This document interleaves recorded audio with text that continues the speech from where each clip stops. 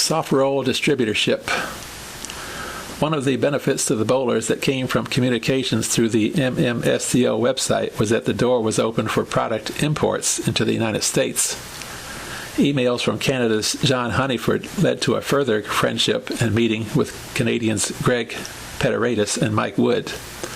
Greg was in close touch with the Softroll bowling ball manufacturer Steve Phipps, who was just starting out in the business during that time of the early 2000s. Peteraitis told me about these new balls with an exceptional grip to them. He was very much into the manufacturing process and had a lot of knowledge about the ball composition, durometer measurements, and other details. Peteraitis and Wood made a couple of trips down to the States, and I met up with them at AMF College Park. I tried the Softrolls, and they definitely had a different feel to them, like a softer rubber, evidenced by the way they rolled and broke, that is, hooked and curved, on the lane.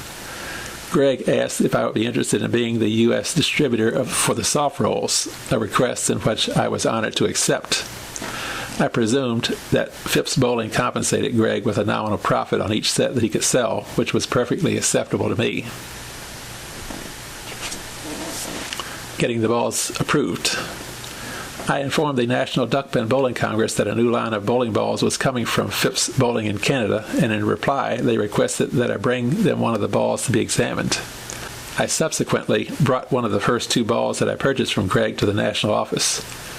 Afterward, I hadn't heard back from the Congress for about a week or two, so I revisited the office at AMF Southwest.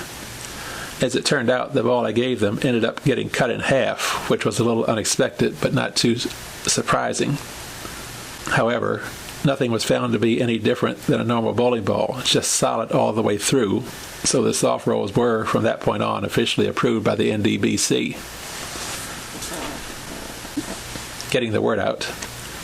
In conjunction with posting news of the new balls on the MMSTL website, the weekly booklet was a natural vehicle for advertising this exciting new product, and it didn't take long for the word to spread throughout the bowling communities. Travel leaguers Buster Dotson and Billy Kennedy Jr. were among the first to roll with the balls in league play. Amazingly, each of these bowlers, on the first time trying the balls, rolled $4.99 sets. The Softrolls got an instant reputation at that point. Ironing out the details.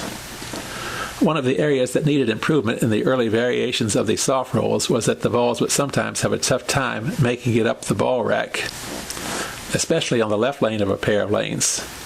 Proprietor Ralph Curry of White Oak Lanes explained that the right lane of a pair of lanes did enable more forward momentum when a ball descended onto the ball return, which is why the right lane never had an issue.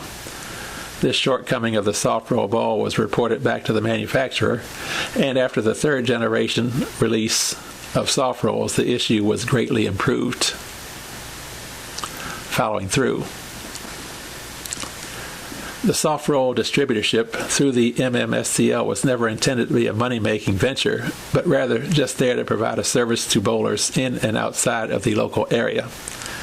The balls were basically sold at cost for $110 a set, $90 for the balls, $20 for shipping. The league members and local bowlers realized this and were always very respectful on purchasing the product. There were only a couple of occasions that were minorly disappointing from a distributing standpoint, and both involved dealing with bowlers outside the local area, shortly after the Softrolls were officially approved by the Congress. In one encounter, a northern DPBA pro was anxious to get a set of balls and agreed to send payment to me if I would arrange to have the balls shipped directly to him from Canada. I knew the player and consented to this, especially since it wouldn't have made sense to pay for shipping to me and then send them back to him. But when I received his check, it was only for $108. It wasn't a big deal to lose $2, just one of those things a person might shake his head at. A pretty good number of bowling balls were sold to bowlers in the Washington metro area and Hagerstown from the MMSCL. Eventually, though, the Baltimore bowlers were serviced through a 10-pin bowling proprietor who bowled in one of the higher-average duckpin leagues in the Baltimore area, and those bowlers preferred dealing through that league member, so the proprietor contacted Phipps Bowling directly to get supplies of balls sent down from Canada when needed. I will say that it was an enjoyable experience to service the public while it lasted, discovering who wanted balls and the sizes and colors that were preferred.